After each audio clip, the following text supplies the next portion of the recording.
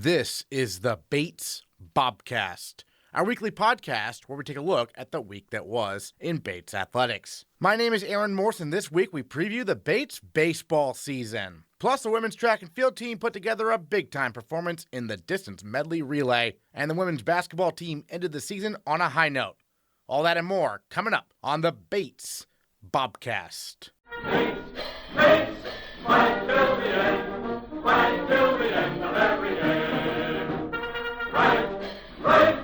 Right till the end, fight for around the mother's name. The women's and men's basketball teams wrapped up their seasons this past week. The women defeated Husson 68-44 on Tuesday, behind 16 points from senior captain Erika Lamere. Then they fell to Trinity on Friday before bouncing back to defeat the University of Southern Maine 70-49 on Monday. Bates finishes the season with a 12-12 record, the most wins for the program since the 2012-13 season. Lamere, the team's lone senior, scored 13 points in her final game as a Bobcat. After the win, she joined the live broadcast. It feels very good, and it just means a lot that we were able to cap this season off so well, and to do it at home where we just spend every day just means the world, so it feels pretty good. And they gave you obviously the green light to shoot as usual, 13 points. After that first three went down, it seemed like you really got into rhythm, right? Yeah, definitely. I mean, I told my team, I was like, in the fourth quarter, if I'm getting the ball, I'm shooting it. So they were behind that, and just glad they win. For those who don't know, Erika missed most of her sophomore and junior years with injuries, and this senior year, such a breakthrough for you. Describe what your thoughts are on this season, if you can, just maybe a few words if possible on what this means to you to have such a breakthrough senior year. Absolutely. I mean, it just means so much to be able to have this year with the group that we have. Every single girl on this team has worked so hard to get this program to where it is today, and to be able to spend my senior healthy year with these girls on this team and do accomplish what we've accomplished in these 4 years just means the world to me, and I was just so happy that I was able to be healthy for it. The men's basketball team defeated UMaine Farmington 73-65 on Tuesday. Then the Bobcats nearly knocked off Trinity on the road Friday, falling short by a count of 76-73. On Monday, Bates wrapped up its season with a nail-biter against Southern Maine, with the Huskies pulling out a 78-72 win over the Bobcats. Senior captain Nick Lynch had a big week for Bates, recording a double-double against the Beavers, a game-high 20 points at Trinity, and another double-double plus a career-high 16 rebounds in the season finale against the Huskies. And Nick Lynch is our male Bobcat of the week. Just had your final game of your career. We're talking on Tuesday. Yesterday, has it sunk in yet? I mean, what's going through your mind right now? Kind of, you're moving on to graduation and then the real world after that. I don't know if it'll ever sink in, to be honest. I'll probably always think I'm kind of off season, but that's something I'm gonna have to tackle soon, I guess. Do you see yourself, playing basketball? I know you have a job lined up in New York, but playing basketball in the community and whatnot a little bit. Oh, absolutely. I'm an insanely competitive person, so I'm sure I'll find something that I can get my back behind. You love pickup games and stuff like that? Absolutely. Excellent. So, you came in here as a first year. The Delpeche twins were kind of established even when you were arriving on campus. How have you seen yourself develop as a player from, your first season to now? Totally. So I kind of came in, and the Delpeche twins were more of post-game, definitely more established general, I'd say, historic bigs. Also, actually, my brother more played like that as well. So I kind of took the other route where I kind of more off-post, kind of short corner, mid-range jump shot, and kind of get my baskets there as opposed to kind of going through people. And obviously the NESCAC has some incredible size, so it gets really difficult. And I'm not an undersized big, but I'm not exactly oversized. So when you're playing some of these bigger teams with 7-footers, my post game is really, really tough. So it's so I kind of try to take try and go out athleticism them, try and really go around there, out jump shot them. And I think I've seen some success in it over time. What was it like battling through those injuries, end of your first year and then missing most of your sophomore season? That's definitely tough, and I missed the end of freshman year and then the whole sophomore year. So that was definitely a battle, and you never really see the light at the end of the tunnel. But I mean, it was all worth it. Junior year, senior year, it was an amazing experience. We had a big man come in this year, Kenny Aruajoy, his first year on campus. How have you been talking with him? A little bit different style game than you, but he's probably going to have to start at center next season with you graduating. Yeah, Kenny has some big shoes to fill, and that was a lot to take on, a lot of minutes to be played for him. He plays more of the traditional big role, but he's an amazing rebounder, amazing defensively. I think if he keeps developing his offensive end, his post game, he can be a great player. One thing I noticed in Monday's game is you and him were on the court at the same time. I hadn't seen that before, at least at home games. How did that kind of go? Actually, yeah. So I ended up telling Coach Furbish at one point I used to play at the top of the 1-3-1 in high school. And he basically just said, and out of nowhere, he kind of said, yeah, be ready for that. Yeah. And never used it. And then Trinity actually put me on the top. And it actually had a little bit of success there because just two big guys who can really rebound well. So Kenny, obviously, amazing rebounder.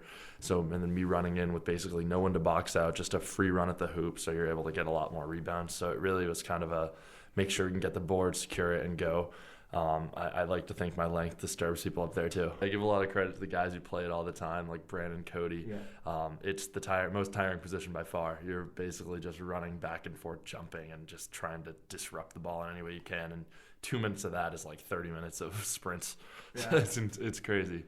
You had a career high, 16 rebounds yesterday also. I mean, going out on top sort of with that at least in terms of the rebounding amount. Yeah, no, that definitely helps. I think facing some of these NESCAC teams, which obviously go after the boards and are a little bigger, getting some of the boards secured, get you in the right mindset to get some of these big boards. Earlier in the week, I noticed, you had those two emphatic dunks against Maine Farmington that seemed to really set the tone. How much do the non-conference games help get you ready for the NESCAC games in terms of maybe, building up in terms of your game, what you're doing? I like to think the NESCAC games are kind of their own little thing. Meaning, like, there's nothing like a NESCAC game, in my opinion. You can play a non-conference game, but the NESCACs, it's just so much chippier. It's there's so much at stake that everyone's kind of really taking the low. Like, in a NESCAC game, I like to think that people are not soft with you. They're going to hack you. They're going to go at you as hard as they can.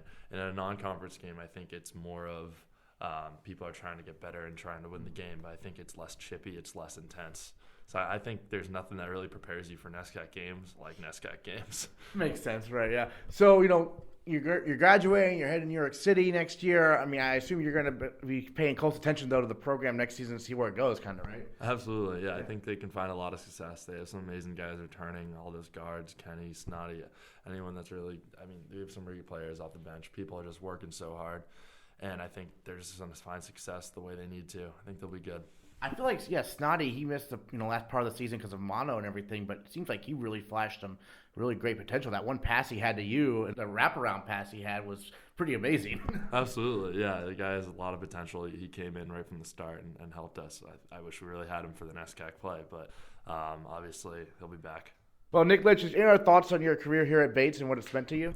Unbelievable experience. I think I'd just thank you to Coach Furbish for taking a chance on me and getting me here. The seniors are basically family now. Eli, Brandon, Hummel, all those guys, anyone I ever played with. So, unbelievable experience. Recommend it to anyone. The Bates program's amazing. The alumni network's amazing. They do so much for you on and off the court. So, just unbelievable experience. Thanks to everyone who was a part of it. And thank you as well. All right, excellent. Nick Lynch, Female Bobcat of the Week. Appreciate it. Thanks, Aaron. Appreciate everything. The women's squash team finished 6th at the NESCAC Championships over the weekend. A trio of Bobcats went undefeated over the course of 4 matches, with junior Luca Polgar winning all her matches at the number 1 position. She is our Female Bobcat of the Week, but is off campus right now. So we sat down with the Bobcats head coach, Pat Cosquer, to recap NESCACs for the women and look forward to team nationals for the men this weekend at Yale. Yeah, Luca's a warrior. She's a real Bobcat. She shows up every day and plays with passion and conviction, and she's just really tough to beat. She's on the level of some of the greats that we've ever had here. It's really great to watch her really blossoming this year as a leader and as the number 1 player. Just it's really great. I'm really proud of her. Yeah, this year her only losses are to number 1 at Trinity and then number 1 from Mount Holyoke. Right. Where does she rank kind of in the country right now? Like, she's like really on a roll at the moment. It's really up to her, to be honest. We've talked a lot over the past couple of years about, how far she wants to go. Does she want to be an All-American? And I think this might be the year that she can push up there. As you said, Aaron, the 2 losses are probably to 2, first team, maybe second team All-Americans. So And they were tight too. I mean, the Trinity woman that she played here on the glass court, I think she was probably 5 or 6 points away there, even though it was a 3-0.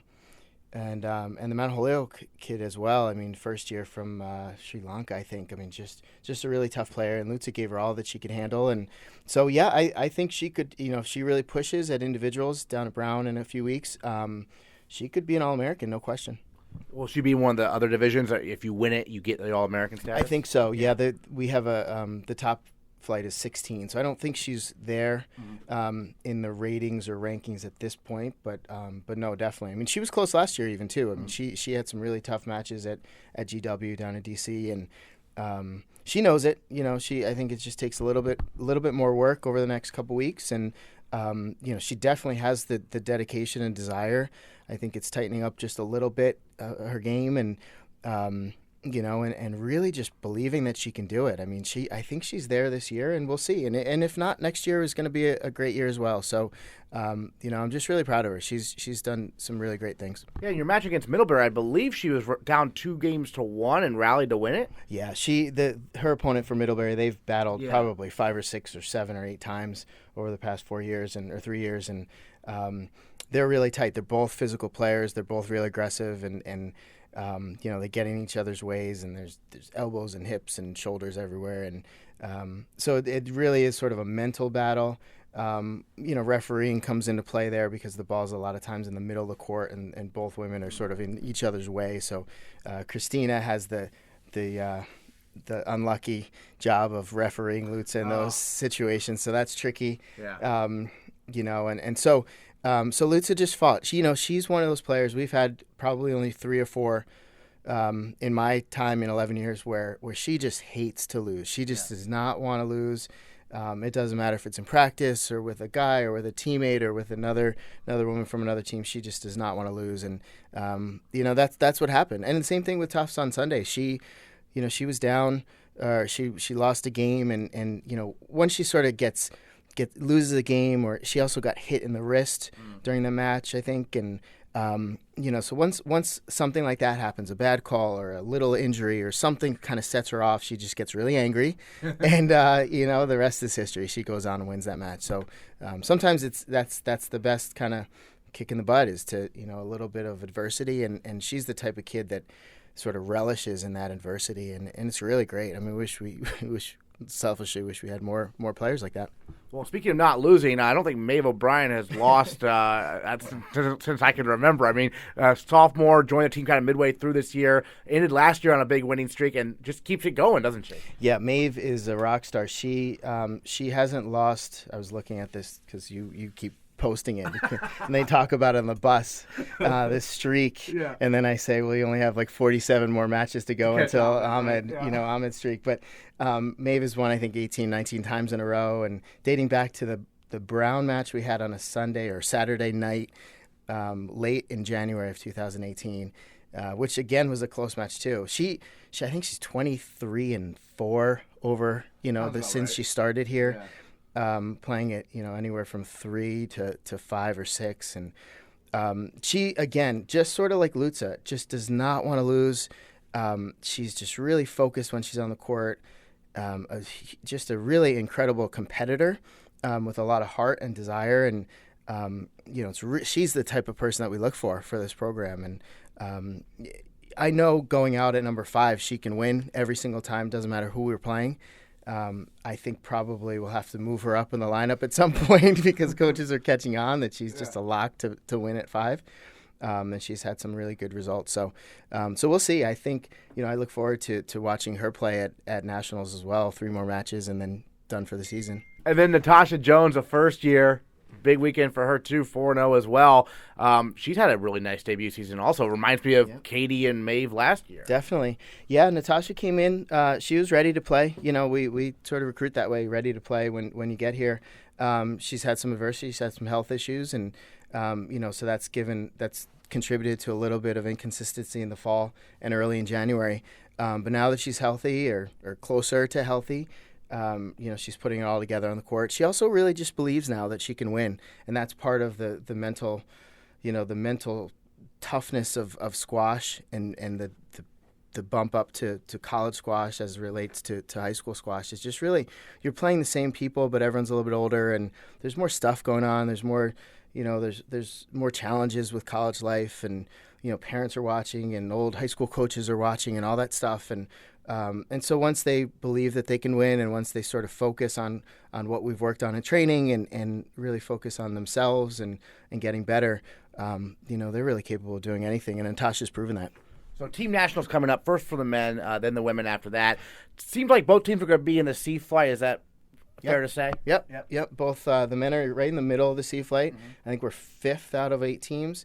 I think we're drawing MIT, which is a good matchup for us. We lost to them at 7-2 a few weeks ago in the midweek match down in Boston, and so that was tricky. And I like the way we match up. I don't know exactly what our ladder is going to be yet. And I don't know what their ladder is going to be, but I don't really, we've talked about a lot with the guys. It really has to do more with us than it does anyone we're playing. I mean, we've trained really hard. The guys are such a great group. They're really focused. They work hard. They just really want to win. And, they're competitive and they're together. And so I really think that they're capable of they can win the C flight if they really put their minds to it. And, the draw matches up nicely for us and we get some good individual performances. I think that they can win, because I think the top seed in that draw is Williams, and we played them, it seems like ages ago. I think it was January 11th or something like that. But we're a better team now, and so I like our chances. The track and field teams compete at the Valentine Invitational, hosted by Boston University over the weekend. For the first time this season, the women put together a distance medley relay, and the Bobcats shined. Senior captain Sarah Rothmann led off the DMR in the 1,200-meter leg, followed by sophomore Amanda Kaufman in the 400, first-year Elise Lambert in the 800, and senior captain Ayden Eickhoff in the 1,600 meters. Bates finished the relay in 11 minutes, 50.86 seconds. 8th fastest out of 32 squads from all 3 NCAA divisions and beyond. It puts this DMR team 4th on Bates' all-time performance list. And we sat down with all 4 runners. Ayden and Sarah, you two have run the DMR before. A couple years ago, you got All-American there at Nationals. So this race with, as you said off air, Ayden, 2 veterans and 2 rookies. What was that experience like there at BU? Each one is certainly different, which makes it really, really fun each time. This one was kind of a whirlwind as we showed up to BU, started warming up, and they actually moved the race 10 minutes earlier, which we could have used those 10 minutes for our warm-up. So it was kind of, you couldn't think about it. You just were right on the track. All of a sudden, everyone was walking out there. All the other girls were kind of in the same boat. But it was really exciting. Really, really great to see Elise and Amanda really kill it out there.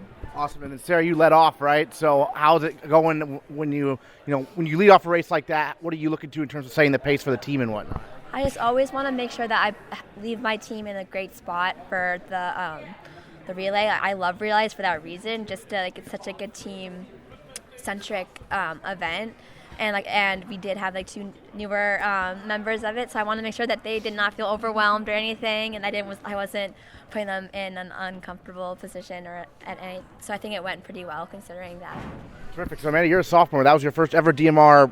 High school, college doesn't matter. So what was the experience like for you? Yeah, so I honestly was extremely flattered when Jay told me I was going to be running the 400 leg, just because this is an extremely talented group of girls. So I think for me that just made it super exciting, and I knew having 2 seasoned veterans that it would be smooth sailing for the most part. And then like Ayden said, it definitely was a whirlwind at BU, but all around very exciting and really, really awesome time. Yeah. Elise, as a first year, had you ever run a DMR in high school or anything like that? Yeah, I'd done a few before. What was this like maybe compared to your time in high school?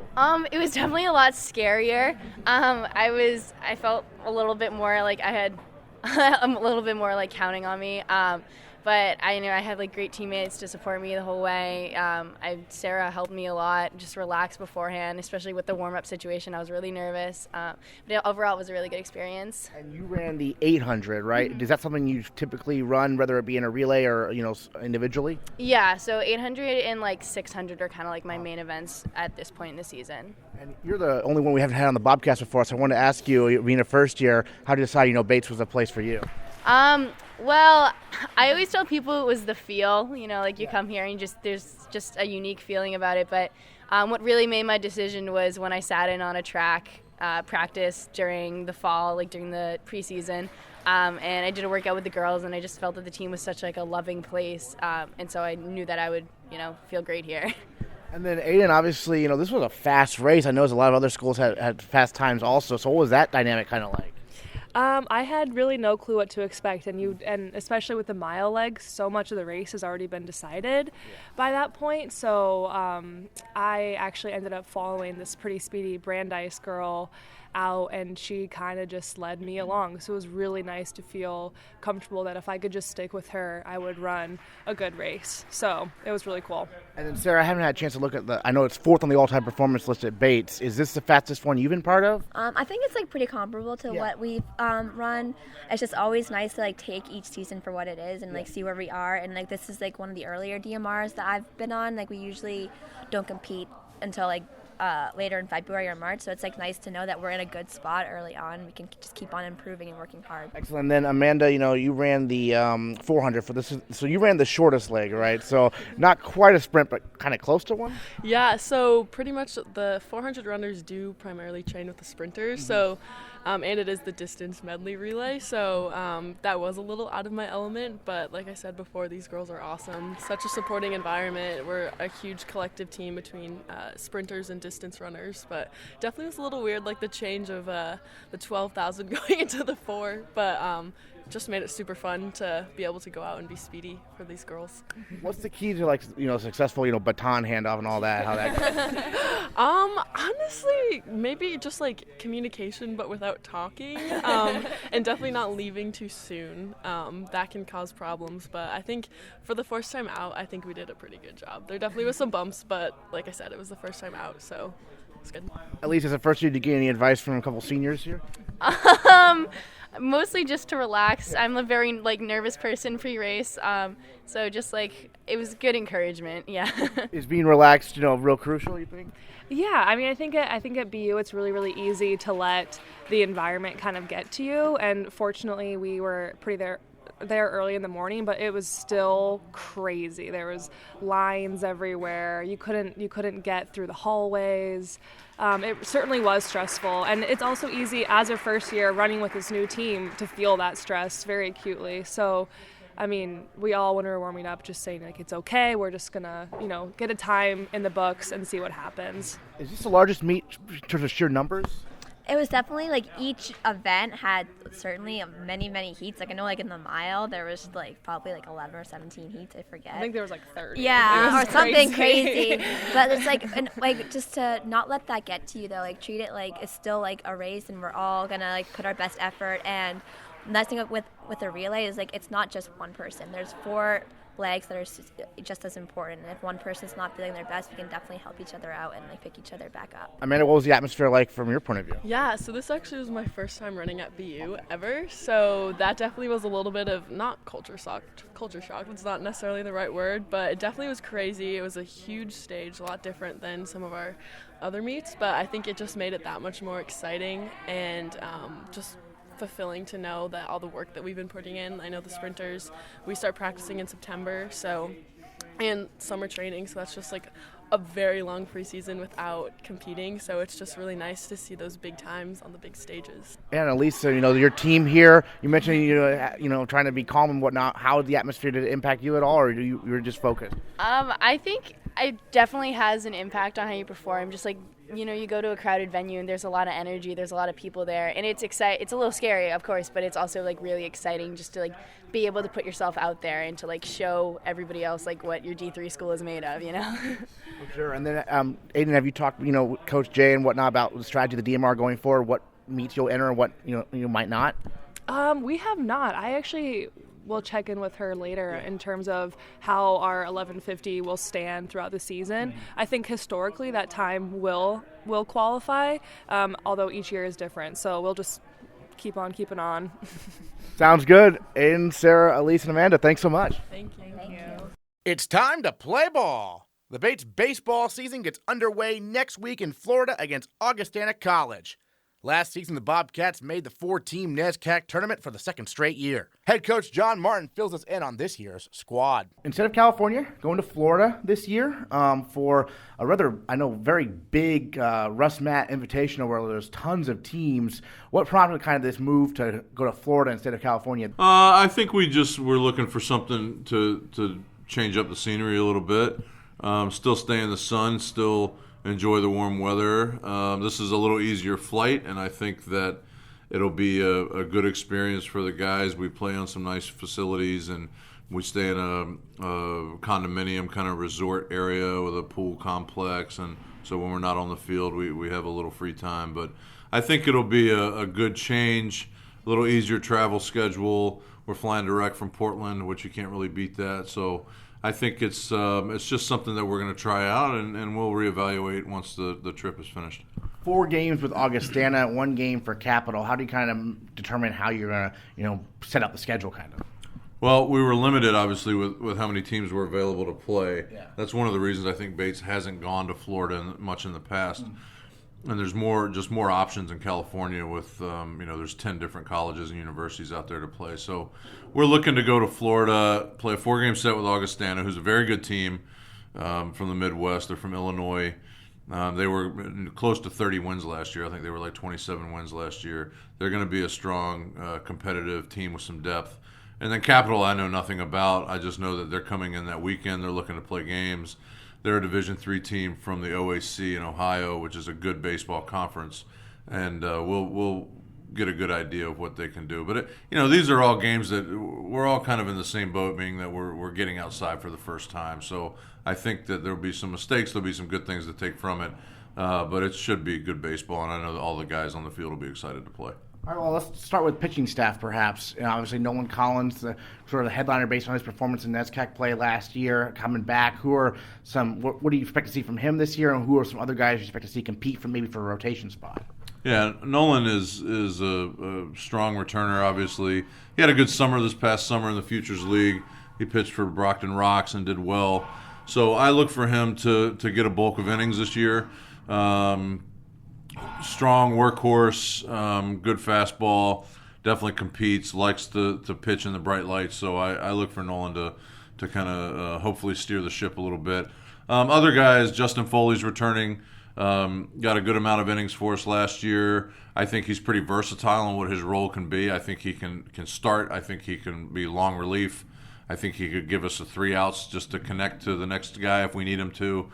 So he's obviously one that I would look for to get some innings. Brendan Smith is another one, a senior right-hander. Can start, can probably come in relief, can do a lot of different things.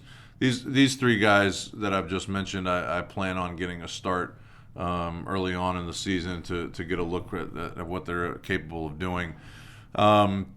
Alex Simon, obviously, kind of a staple bullpen guy from last year. Workhorse, loves to pitch in the bright lights again. Has a good arsenal of pitches and throws a lot of strikes and just a tough competitor. So I see him getting some innings this year. Miles Machad is another one that big, hard-throwing right-hander. I look for him to come out of the pen. And a couple of young guys that we've got. Ian Tolis is a freshman who's thrown the ball well. He had a very good high school career. We're looking for him to kind of come in and maybe get some innings. And 2 other guys are Jared Pantaloni, who's a left-hander, and Grant Giuliano, who's a big, tall, lanky right-hander that I look for them to come in and hopefully get some innings early on in their career.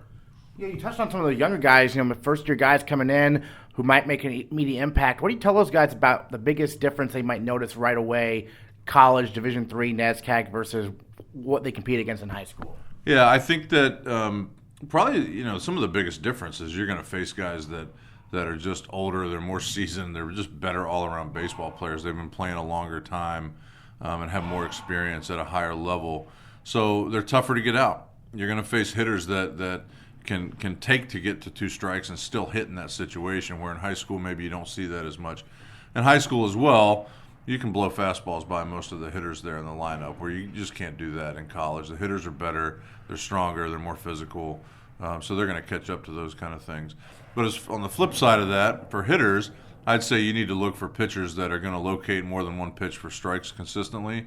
They're going to change speeds better, and they're just going to locate their pitches better. They're going to stay down in the zone more. So everything is just enhanced to another level from what you see in high school. Awesome. Moving from pitching to position players, we'll start with the catcher spot. Obviously, that's Jack Arend. I mean, first team All-NESCAC last year. What do you expect to see from him in his development now moving into, I believe, his junior season? Yeah, Jack's a junior, junior captain.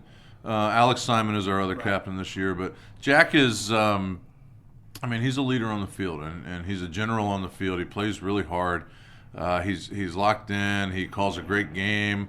He's a good defensive player. He just brings a good energy every day when he shows up. And obviously last year he had a good year. I mean, he was a first-team All-NESCAC catcher and deserving of that. So it was pretty obvious that he was going to be one of our captains this year. And I look for him to anchor this team. I mean, not just our pitching staff, but I look for him to come in and anchor the team and lead the team to our success this year, which I know he'll do.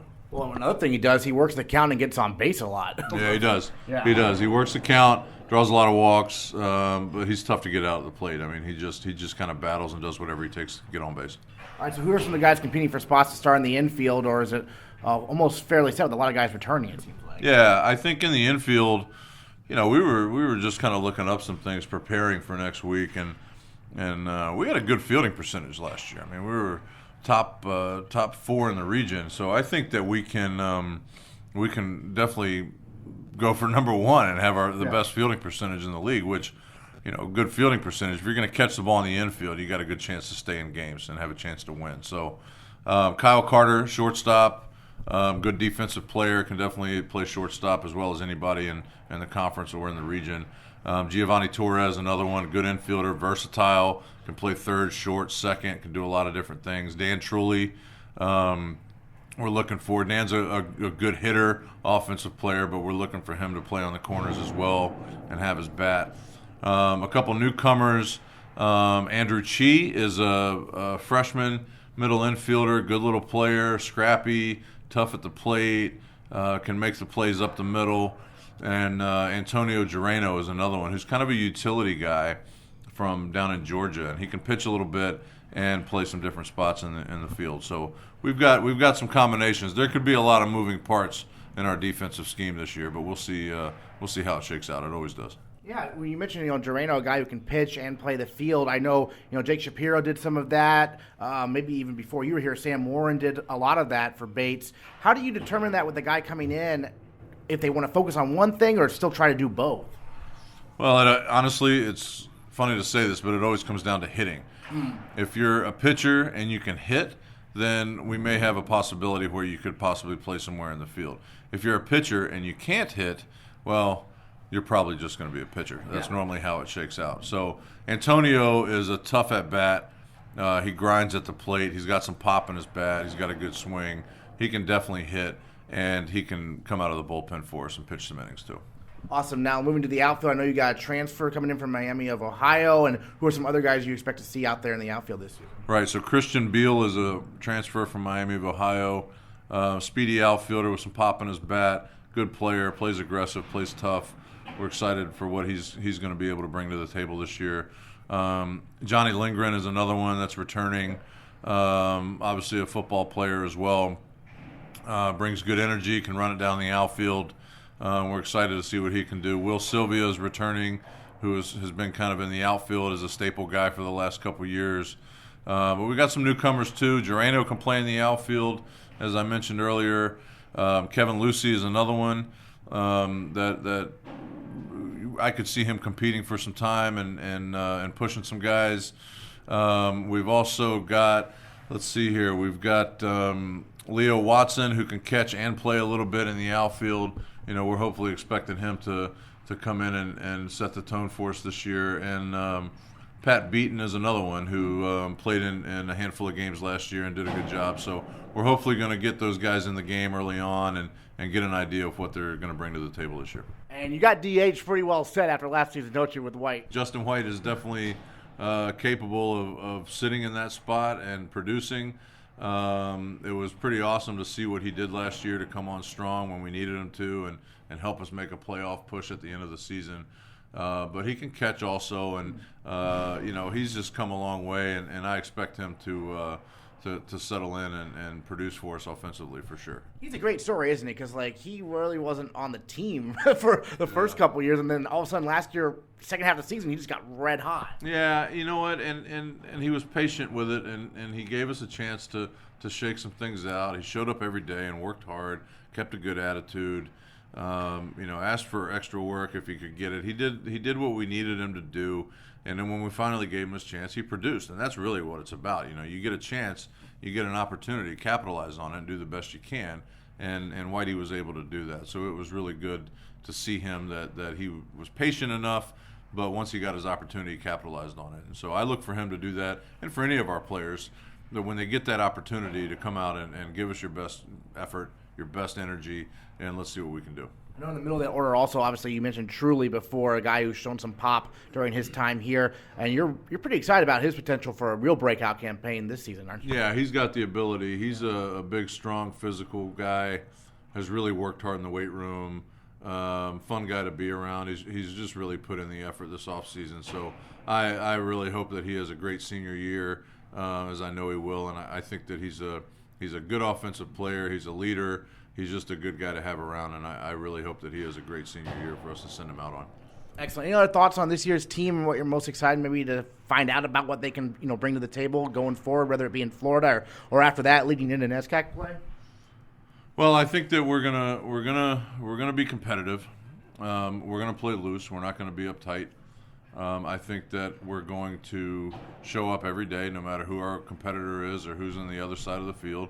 And we're going to expect to win. I mean, these guys expect to win. And for me, I need to manage the game correctly and make sure that I push the right buttons when they need to be pushed. But I think that our guys are going to be locked in, and I think we've got a good team atmosphere. We're a fun group to be around. We're loose. We like music when it's during BP time, and we pull some pranks here and there in the dugout and that sort of thing. And these guys have really just kind of gelled together, so I think we're going to have a lot of fun and also have a lot of success. All right, John Martin, thanks so much. All right, thanks a lot. The skiing teams competed at the Dartmouth Carnival over the weekend, but the Alpine team had its giant slalom race postponed until this Sunday. We'll recap how they do there and at this weekend's Middlebury Carnival next time on the Bates Bobcast. We'll recap team nationals for men's squash and the NESCAC championships for women's swimming. Plus, we'll continue our spring sports previews by taking a look at the lacrosse teams. All that and more next time on the Bates Bobcast. Bates,